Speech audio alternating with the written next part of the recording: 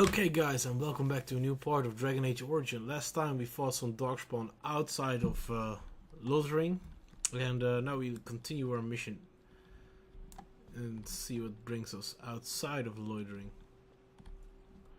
Yeah, I want to do that.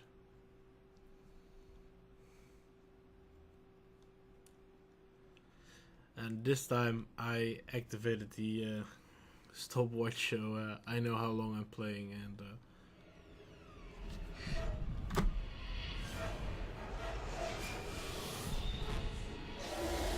ooh, vision.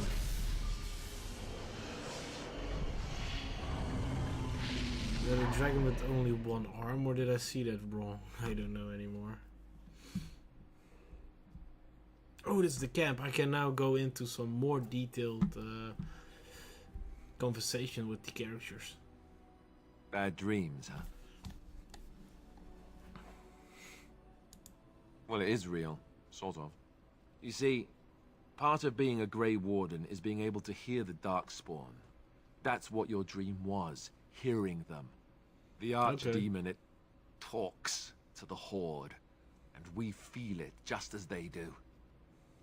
That's why we know this is really a blight.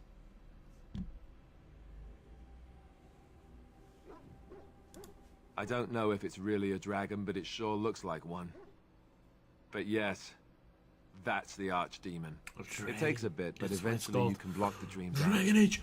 Oh! Some of the older Grey Wardens say they can understand the Archdemon a bit, but I sure can't. Anyhow, when I heard you thrashing around, I thought I should tell you. It was scary at first for me too.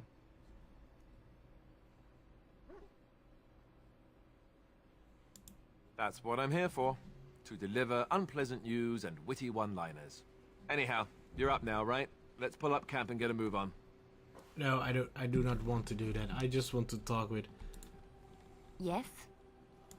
Well, here I am. I knew this would come up sooner or later. I don't know how to explain, but I had a dream. In it, there was an impenetrable darkness. It was so dense, so real. And there was a noise, a terrible, ungodly noise. I stood on a peak and watched as the darkness consumed everything.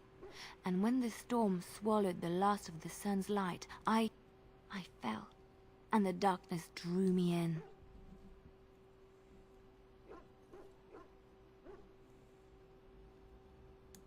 I suppose I did. That was what the darkness was, no? When I woke, I went to the Chantry's gardens, as I always do. But that day, the rosebush in the corner had flowered. Everyone knew that bush was dead. It was grey and twisted and gnarled, the ugliest thing you ever saw. But there it was, a single beautiful rose. It was as though the Maker stretched out his hand to say, even in the midst of this darkness, there is hope and beauty. Have faith.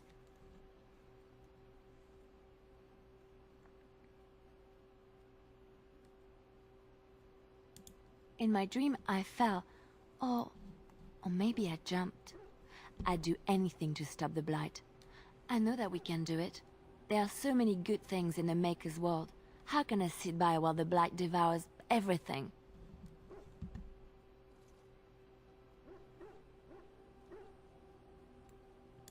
That is why you're a Grey Warden. Come, there's a blight to stop. Probably didn't go so well. Let us start. Oh, still 2 plus. New screenshot. I did not make a screenshot. God damn you. Aha. There's... What the hell? Leave it now. Where's Morgan? Morgan. Morgan. Where the hell is she? Where the hell is that woman? Oh, there she is, all by herself. I can go and talk some private stuff. What do you wish of me? If you must. By others, do you mean yourself? Then I shall teach you what I can whenever we are in camp, provided you have the will to even make the attempt, that is. What do you wish of me? We're in camp, so 'tis as good a time as any. I am here because Flemeth commanded me to aid you. Why? Do you wish me to leave? I can do so if you prefer. Then I assume our discussion ends here. And I destroyed everything again. God damn it! What do you want? Go on, then.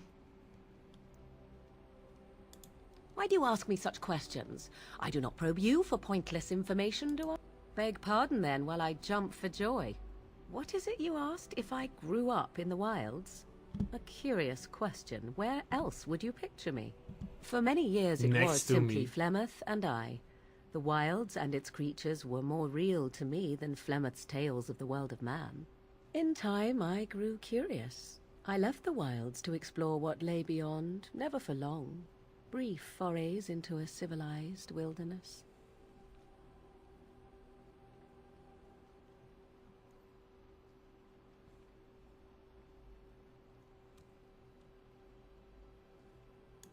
For the most part, Flemeth taught me well. For all that I had been taught, however, the truth of the civilized lands proved to be overwhelming. I was unfamiliar with so much. So confident and bold was I, yet there was much that Flemeth could never have prepared me for.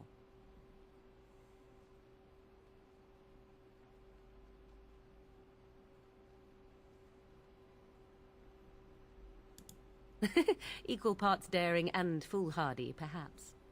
Only once was I accused of being a witch of the wilds, and that by a chastened who happened to be traveling with a merchant caravan. He pointed and gasped and began shouting in his strange language, and most assumed he was casting some curse upon me. I acted the terrified girl, and naturally, he was arrested. Men are always willing to believe two things about a woman. One, that she is weak, and two, that she finds him attractive. I played the weakling and battered my eyelashes at the captain of the guard. Child's play. The point being that I was able to move through human lands fairly easily. Whatever humans think a witch of the wild looks like, 'tis not I. Not that I did not have trouble. There are things about human society which have always puzzled me. Why is such my as screen the sometimes like... touching. Why all the touching for a simple greeting?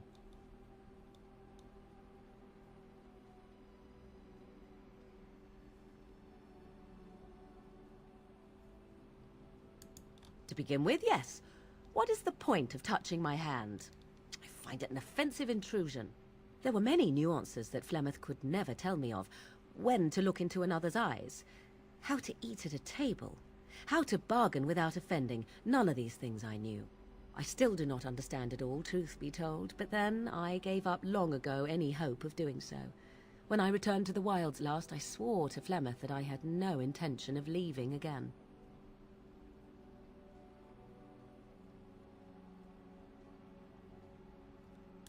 Yes? Let's ignore the entire Darkspawn threat and the presence of a simpleton as your only other Grey Warden ally, then. Not that I lack appreciation for the intent of your comment. Thank you. Well, let's get on with it before the ground opens up and swallows us, yes? Well, at least I got some back, but... Oh, man. Can I get something more up?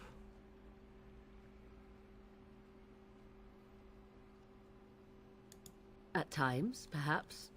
A world full of people and buildings and things was all very foreign to me. I'm actually hoping to gain her If I faction wished back up because I companionship, I ran lost with the so wolves and much. flew with the birds. Finally If got I her up spoke, and then 'twas to the trees. went down again.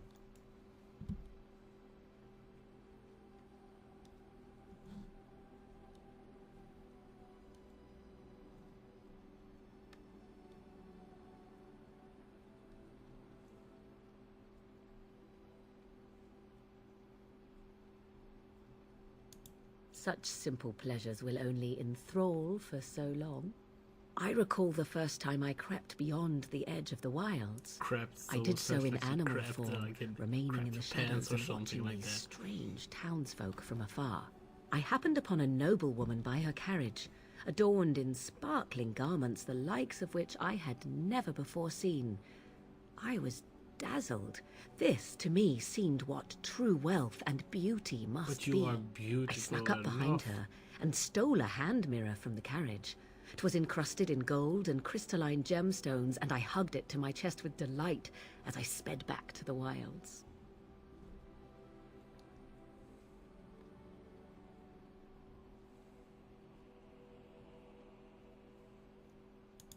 Flemeth was furious with me.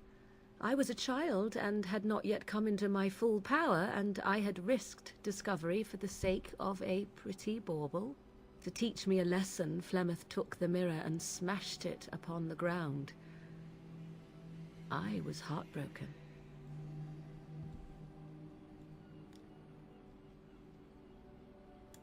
And a foolish one.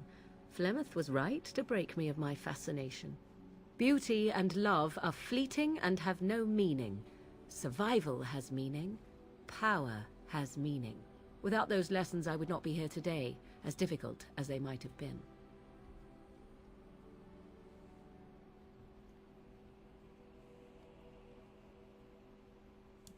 They did indeed. To return to your original question, perhaps my time in the wilds was indeed lonely, but such was how it had to be. I find myself at times wondering what might have become of the girl with the beautiful golden mirror, but such fantasies have no place amidst reality. +5, okay. Yes?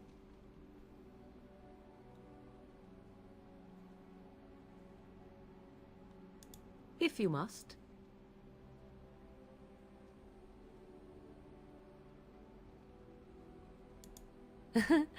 You are very cute to ask so many questions. I don't know.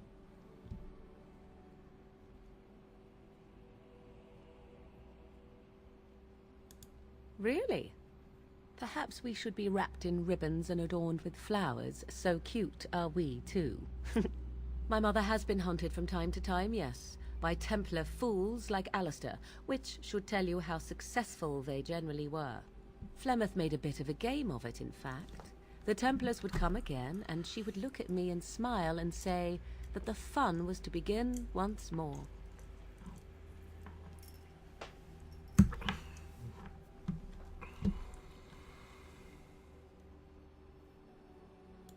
They came with as much swagger and arrogance as they did self-righteousness. Pity them if you wish, for they held none for us. Flemeth would warn them, once. 'Twas a warning they inevitably failed to heed. And then the true game began. Often Flemeth would use me as bait. A little girl to scream and run and lure No. the Templars deeper into the wilds and to their doom.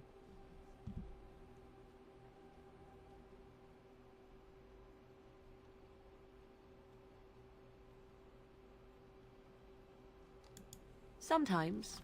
Eventually. Thankfully, the wilds is a vast place. Once they found us, Flemeth would simply move us elsewhere, and we would be lost within the forest once again.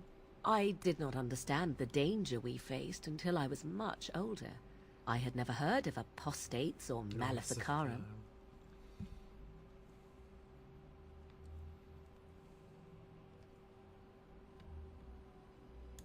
Perhaps they did. Still, I do not begrudge them doing what they believe is necessary. The Chantry sees any mages not leashed to the circle of magi as apostates. I'm already and in apostates could almost in become 40 minutes and I maleficarum, haven't done anything at evil all mages yet. that resort to blood Sorry magic guys, and this become will just be a demon-enslaved talk to get abominations. her It may even be affection up. true. Still, those of us who prefer freedom see no reason to submit.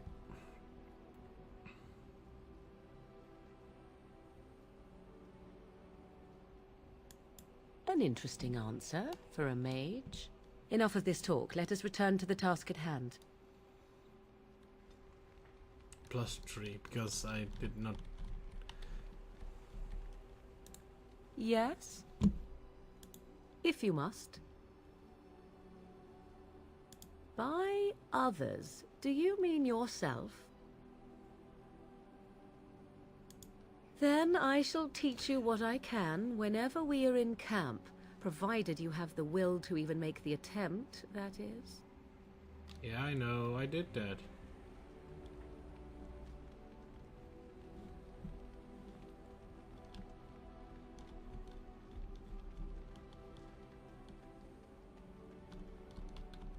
let's quest with that. I wasn't completely done. Yes? If you must. Well, that depends, does it not? What does she seem to be?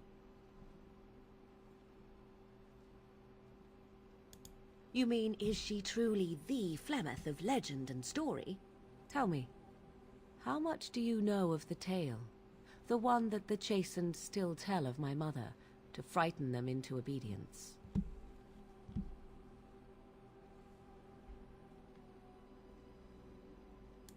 I can relay what Flemeth once told me herself, and you can decide whether or not 'tis the truth, if you desire. As the tale is sung by the bards, there was a time when Flemeth was young and beautiful, a fair lass in a land of barbarian men, the desire of any who saw her.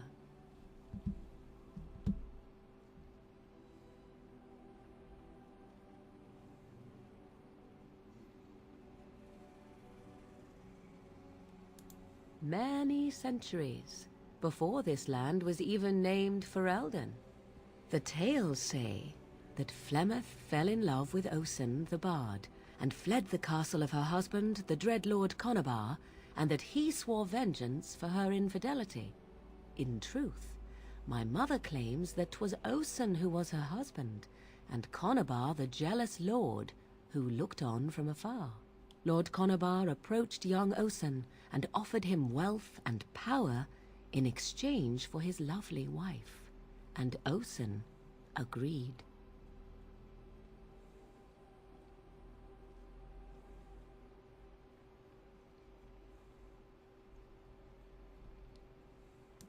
The life of a bard is a poor one, and love fades in the wake of hunger. 'Twas Flemeth who suggested the arrangement. All would have been well had Lord Conobar kept his end of the bargain. But he was a foul man who bargained with coin he did not possess. Osen was led off to a field and slain, left for dead. Flemeth spoke to the spirits and learned of the deed, and swore revenge.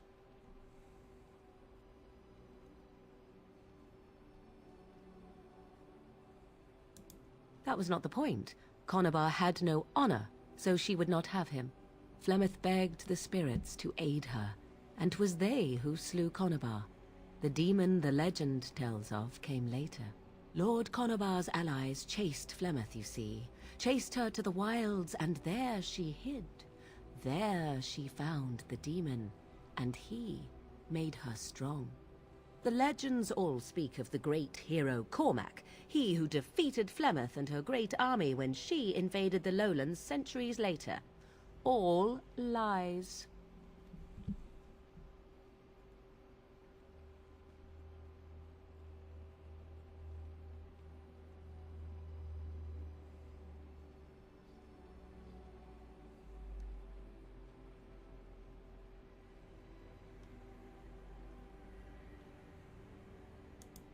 The truth of the matter is that there was never an invasion.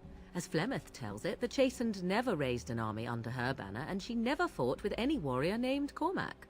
Cormac led a brutal civil war against his own people, and later claimed it was to vanquish evil that had taken root amongst the lords. Thus, he was hailed a hero. Flemeth was only attached to the legend much later. Perhaps 'twas due to the great war with the Chastened that Sorry if I'm eventually that came. quiet. I just But want Mother to know more claims about not this to story. know how it began.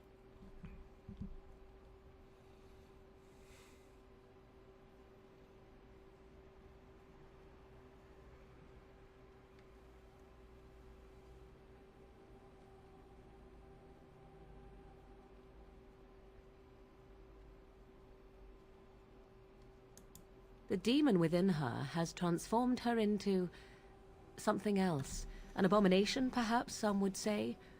I know not. I only know my mother is clever, and she is part of the wilds as it is part of her. But she is no immortal. She bleeds. A blade in her heart would kill her like any other, were it lucky enough to find her. You ask if I have sisters. I have asked of this myself. The stories tell of many witches of the wilds after all, not just the one. And these tales existed long before I did. Flemeth refuses to speak of other daughters, if they existed. So, should I believe I am her first? I doubt that too. I do not believe everything that Flemeth claims. Oft it seems her bitterness has colored her memories. But on the whole, yes, I believe this tale, if not all.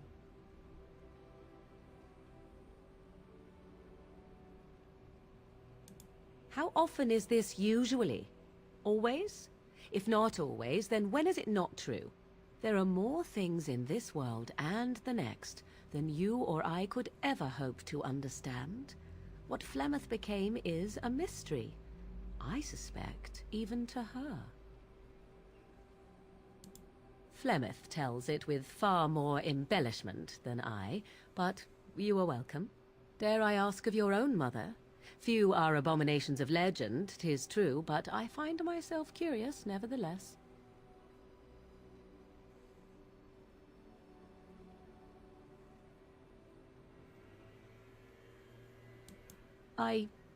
Nothing.